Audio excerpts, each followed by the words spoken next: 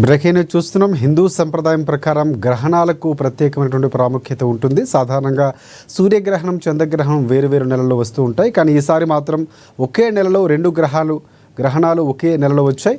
ఇక ఈ సూర్యగ్రహణం ఇవాళ రాత్రి 10:59 ప్రారంభమై సెప్టెంబర్ 22వ తేదీ తెల్లవారుజామున 3:23 వరకు ఉంటుంది. ఇది ఈ ఏడాదిలో చివరి సూర్యగ్రహణం.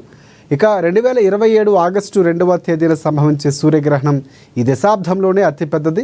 100 ఏళ్లకు ఒకసారి ఇలాంటి సూర్యగ్రహణం సంభవిస్తుందని జ్యోతిష్య పండితులు అంటున్నారు. ఆదివారం అమావాస్య రోజే గ్రహణం సంభవించడంతో కొన్ని దేశాలకు ప్రమాదం పొంచి ఉందని కూడా సిద్ధాంతులు పేర్కొంటున్నారు.